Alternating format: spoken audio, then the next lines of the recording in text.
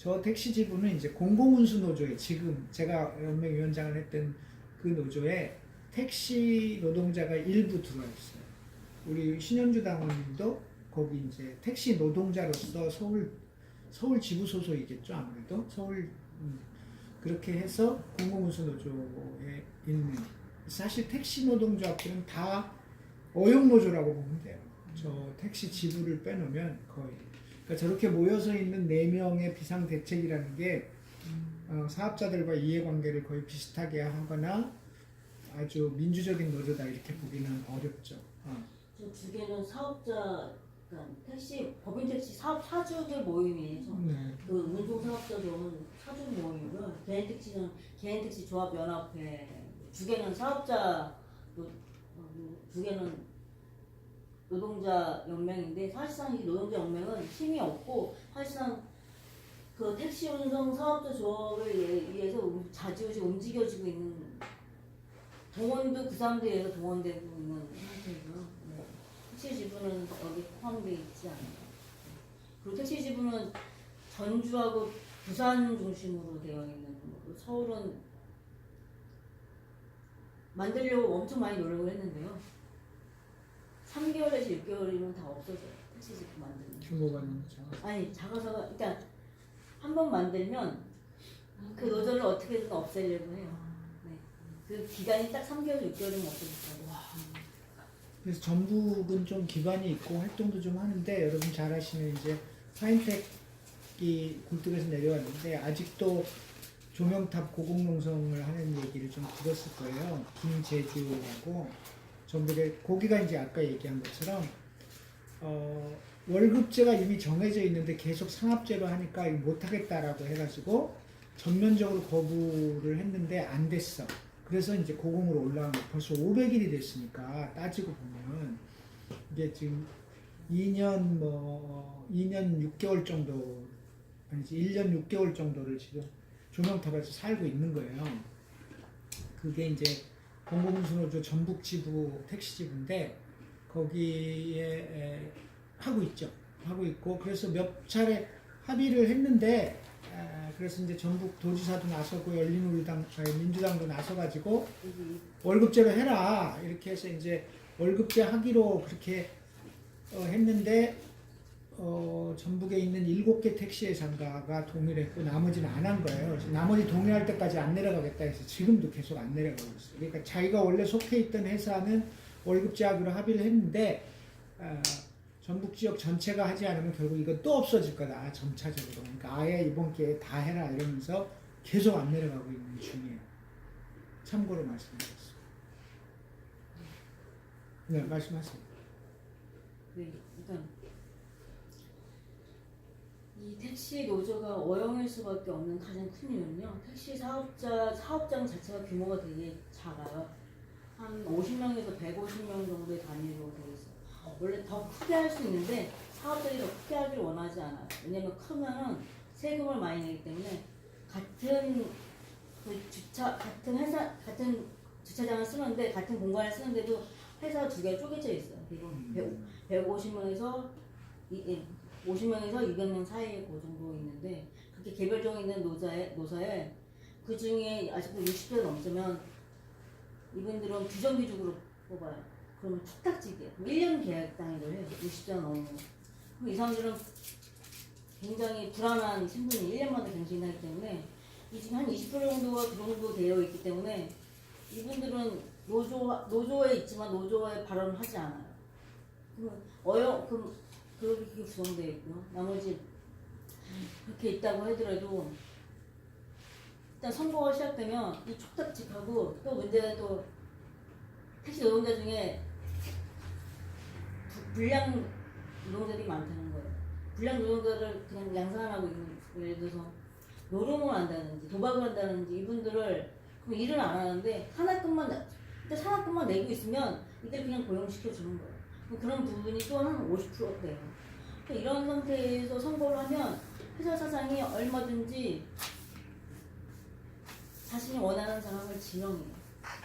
그래서 한 번 되면은 10년씩 하는 사람들이 많아요. 나중에 되면은 경쟁자가 있을 거 아니에요. 경쟁자도 없기 때문에 나중에 찬반으로 하는 데도 있어요. 한 사람이 나와서. 그러니까 이렇게 노조라는 게 사실상 회사 사장이 임명한 사람이 되다 보니까 이 사람들이 무슨 임단협을 한다든지 이럴 때마다 우리의 권리를 팔아먹어요. 가장 많이 팔아먹는 게 저희는 명절에도 일을 하는 사람이잖아요. 그 명절 일하는 건 저희 수당을 받아요. 명절 수당 뭐 이런 수당을 받아야 되는데 일단 척에 이게 명절 수당 있었는데 지금 명절 수당 주는 데가 아무 데도 없어요. 그 명절 수당이 한 10만 원, 10만 원 정도 받는 건데 그럼 그 받는 데는 거의 없어요. 일단 이런 식으로 해서 온갖 자기가 갖고 있는 수익을 많이 팔아먹고 있죠. 그리고 그래서 대표적인 게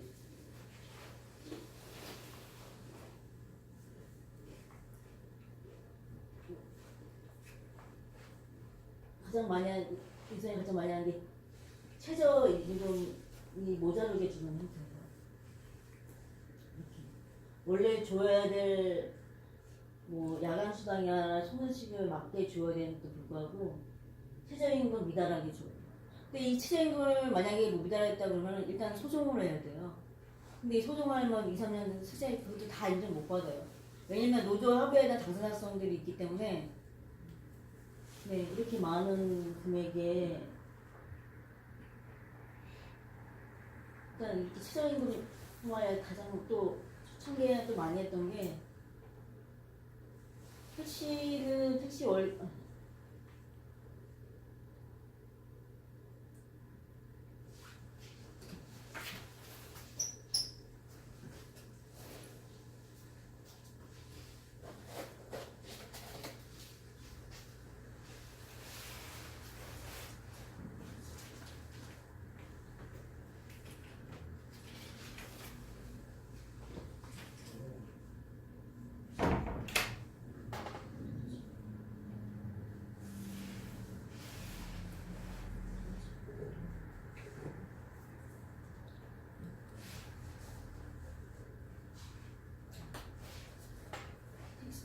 법인 택시는 그 수입이 이건 정액이라는 월급하고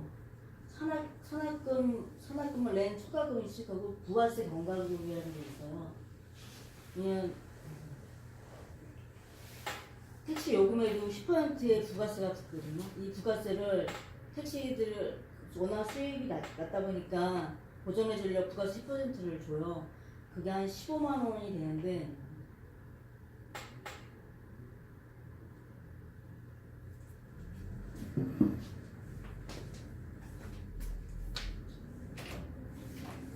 여기 보면 월급에다가 부가세 원가금을 넣었어요. 그 완벽한 불법이거든요. 원래 이걸 가지고 최저임금을 맞췄다고 말을 하는 거예요. 이 당시에. 근데 이거 사실은 불법이거든요. 이걸 해서 나중에 저희가 이걸 소송을 이거 고발했지만 이거 소송해서 돌려받으려면 최소 3년에서 5년 그리고 근데 아무튼 이런 일을 그러니까 부가세금을 가지고 자기네들이 월급에 넣어서 이게 따로 나중에 제가 노조 활동하면서 이건 나중에 없어졌거든요. 이 부분은 없어지면 제대로 노조를 하면 이런 걸 할 텐데 거꾸로 이런 거에 대해서 노조가 지적하는 게 이걸 같이 동조한다는 거예요. 이렇게 월급을.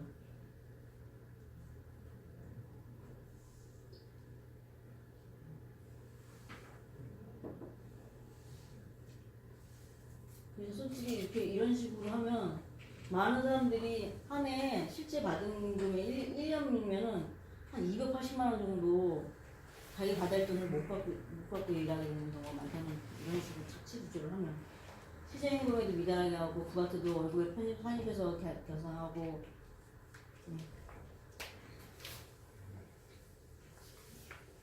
이런 걸 말하고 싶은 거는 이들이 이런 어용 노조들은 전혀 자신의 노동자 이익을 대변하기보다는 그러다 보니까 완전 월급제 되려면 이 노조가 정상화되지 않으면 아무것도 해결되지 않는다.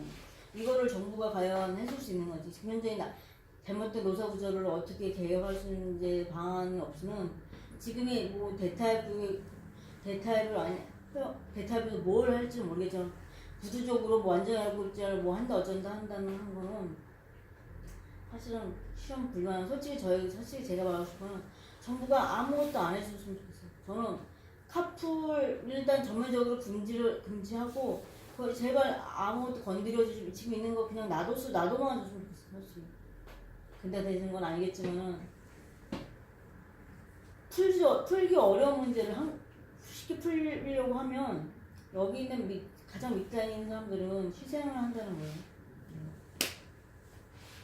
제가 이렇게 또 준비를 많이 했는데 두수 없이 많이 해서 일단 끝나셨어요? 아까 그 화면 중에 대안 좀 한번 봐주세요.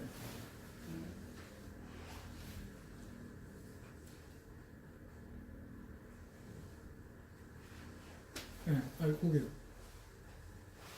택시 준공영화, 법인택시 산악금 폐지, 노사관계, 택시요금 현실화, 콜서비스 공영화, 택시 감찰을 위한 제한 마련 및 보령운전자 지원 대책. 네.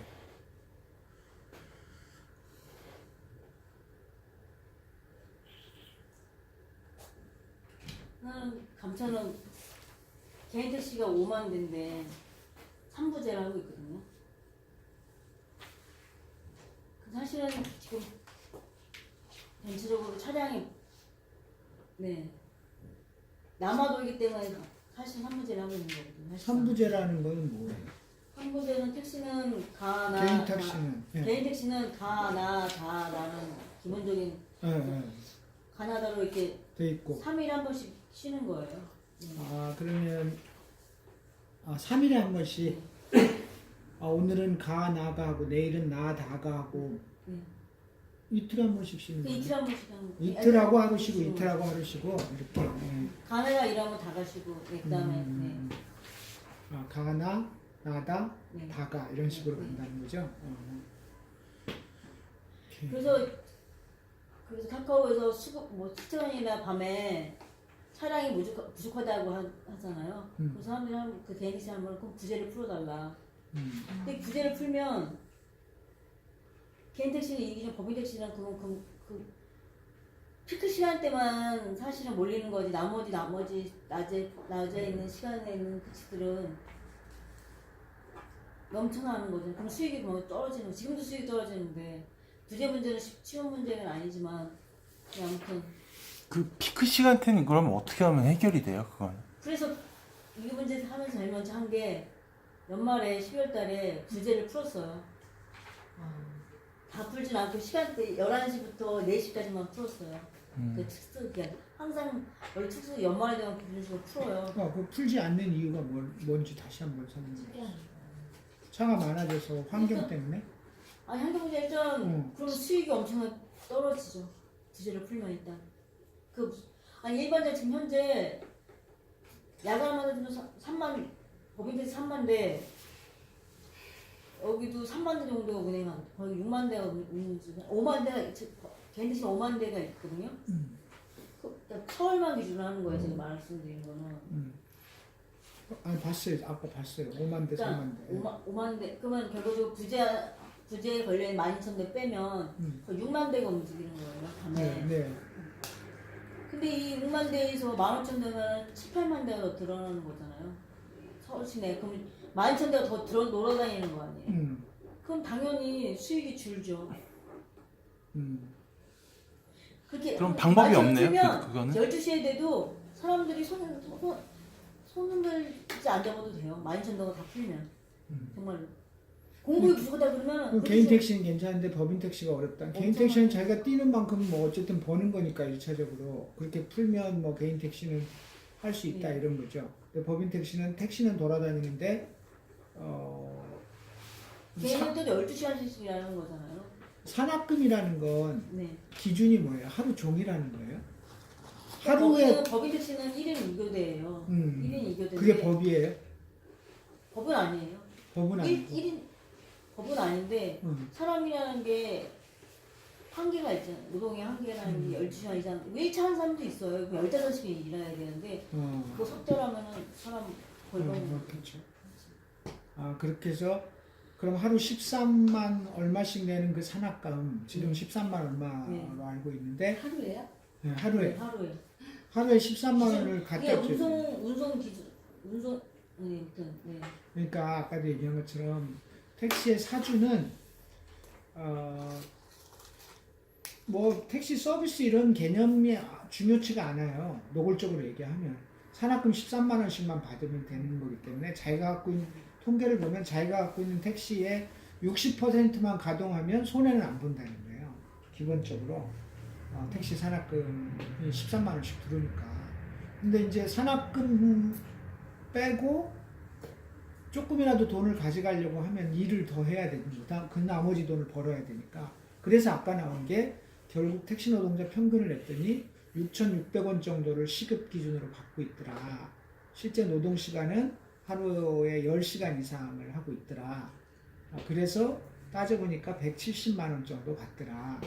그러고 보니까 최저임금 노동자보다도 못 받더라. 이제 계산이 그렇게 나온 거예요. 결과적으로. 그럼 산악금을 못 채우면 어떻게 돼요? 급여를 못 받아요? 여기 급여는 없지 원래. 사람보다 26일 책임 망근제라는 말이 있어요. 26일 무조건 책임지고 망근을 해야 된다는 거예요. 26일에 해당하는 13만 원을 해야 된다는 거예요. 그러면 자기 돈으로 메꿔야 돼요. 네. 그래서 고객택시 기사들이 월급 오르는 걸 왜 싫어하냐면요. 하루에 벌 수 있는 총량은 한계가 있는데 월급을 올렸다고 그러니까 월급 올리면 또 산악금도 올리겠네. 그러니까 그건 이제 하기 나름이겠죠. 아니 그러니까 이게 이거 직전 14년도에 택시 요금 올리면서 이게 그거 안 보이니까 말로 해주세요. 그냥 어차피 안 보여요.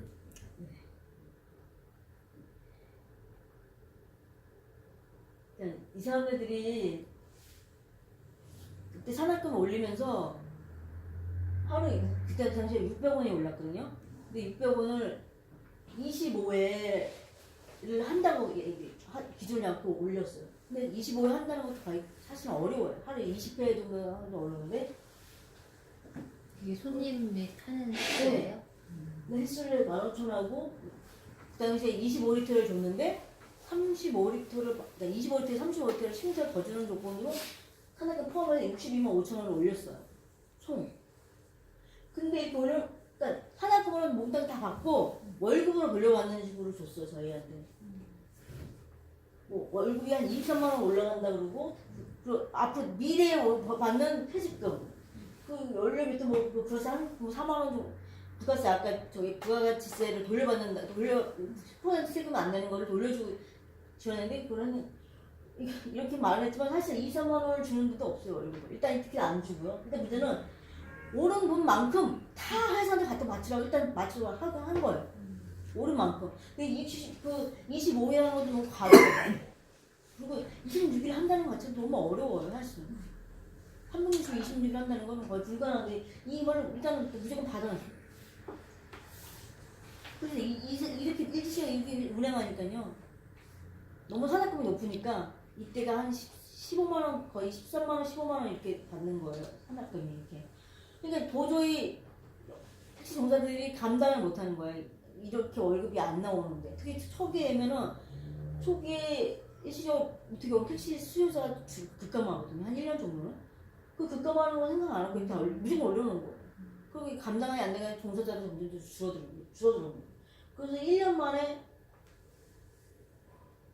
자기네들이 바꿨어. 1년 만에 그거를 미터기 요금을 그러니까 산악금을 낮추기 위해서 35를 30리터를 줄인다고 30리터를 왜냐면 낮에는 근무하는 사람들은 35리터 다 못 쓰거든요. 그러니까 리터 수를 줄이고 산악금을 4,500원 내렸어요. 그러면서 여기 소정 근로시간도 단축했어요. 6시간 40분에서 6시간으로 하고 그리고 겨우여기 230시간 하는 거를 183시간 한 거예요. 그럼 기본 월급을 낮춘 거예요. 결과적으로 조사모사 한 건데 결과적으로 하루 낸 산악금 너무 높기 때문에 일단 5,000원을 내린 거예요. 감당이 안 되니까. 자기네 1년 만에 바꾼 거예요. 이렇게. 그리고 계획해서 월급은 매년 오면 세금 올리면 그 맞춰줘야 되거든요. 그걸 맞춰주려니까는 법에 어기면 안 되니까 수동근로를 매년 낮추어 지금 5시간을 줄여준 거예요. 6시간에서 지금 올해는 5시간으로. 뭐 이렇게 뭐 복잡한 아무튼 네. 이해 못하게 이해 다 안 하셔도 되지만 아무튼 네, 이 설명하신 게 우리가 이 분야에 대한 지식이 없는데 너무 어렵게 네, 설명하셔서 아무튼 중요한 거는 이렇게 높은 이렇게 일시적으로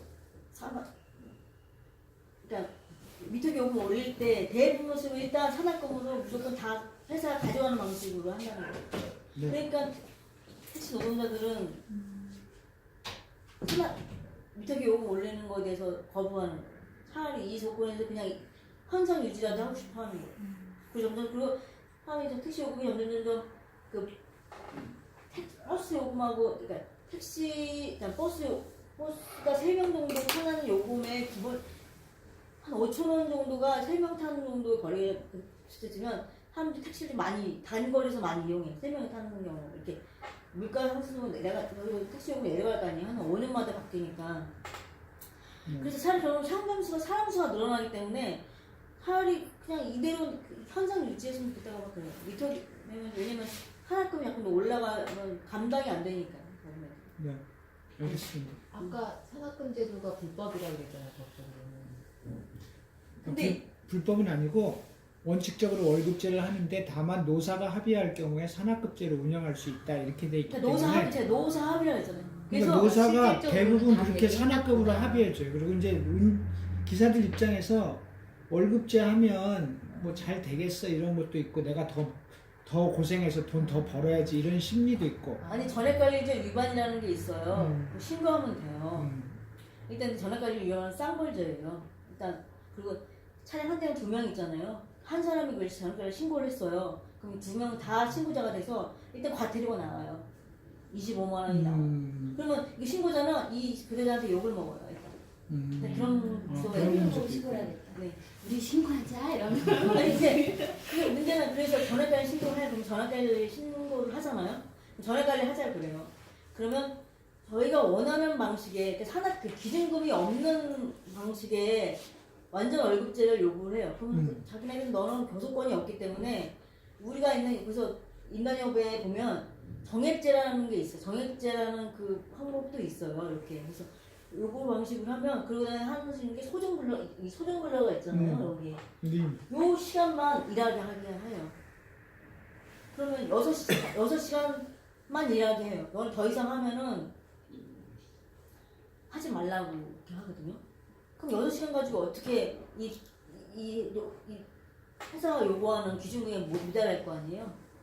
그럼 소송에서 이길 때까지 이기지도 못해요. 이기지도 못하는, 그래서 했는데 이기지도 못하는 그 2년, 3년씩 싸우면 월급이 영원히 넘쳐서 소송할 때까지 계속 네. 하기 때문에 거의 불가능해요. 정액관리제로 노조가 미치지 않고, 그러니까 거의 이거 하는 사람 봤는데 이거는 그냥 그러니까 싸움을 위해 싸움인 거예요. 신현주 감독 당원님의 대책은 그냥 놔둬라 우리 좀 괴롭히지 말고 대신에 카풀 하지 말고 이런 건데 카풀은 하겠다는 거잖아요. 사회적 대학입은 내가 보기에 합의할 것 같은데요.